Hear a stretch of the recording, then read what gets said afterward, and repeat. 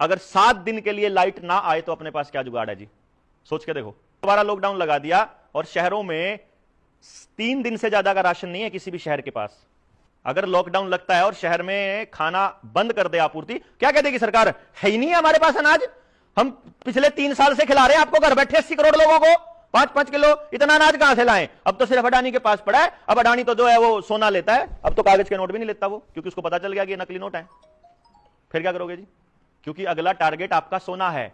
सरकार के पास 800 टन सोना रखा है, देश की जनता के पास 25,000 टन सोना रखा है।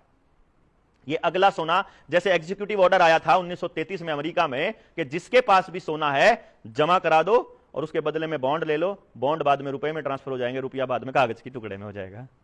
समझे जी? यानी आपकी जमीन भी गई, आपके घर में सोना भी नहीं है, आपके घर में लोहा भी नहीं है। कमाल की बात, आपकी नई गाड़ियों में लोहा नहीं आता। लोहे के जितने इंजन, जितनी गाड़ियां सब वापस मंगा रहे हैं, ये कबाड़ हो चुका है। नहीं जी, उनको पता है कि ये लड़ने वाले लोग हैं, गंडासा बनाना होगा तो ये किसी भी चीज को पिघला के बना लेंगे, इसलिए इनके घर से लोहा निकालो। समझ गए ना? तो लोहा भी, धातु भी नहीं आपके पास, कोई कुछ नहीं बचा आपके पास जी। आप बिल्कुल खाली हो चुके हो। बड़ी बड़ी कोठियां हैं लेकिन वहां कबूतर ही कबूतर हैं, आदमी नहीं दिखता, बच्चे नहीं है हमारे।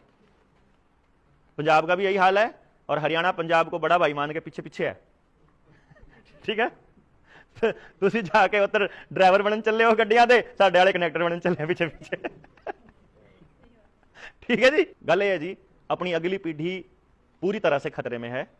जमीन अपनी सारी जा चुकी, गांव अपना जा चुका। सबसे बड़ा अटैक उन लोगों को अपनी सभ्यता पे करना है। एक चीज मैं आपको बता दूं, शायद आप लोगों को इस बारे में जानकारी नहीं होगी, हमारे संविधान के अंदर उन लोगों के लिए स्पेशल प्रोटेक्शन है जी जो लोग कबीले में रहते हैं। और आपको ध्यान हो, आप कबीलियाई लोग हैं, हम कबीलियाई लोग हैं। जो ये एरिया ना हरियाणा पंजाब का है, हमारे कबीले की खासियत क्या रहती है?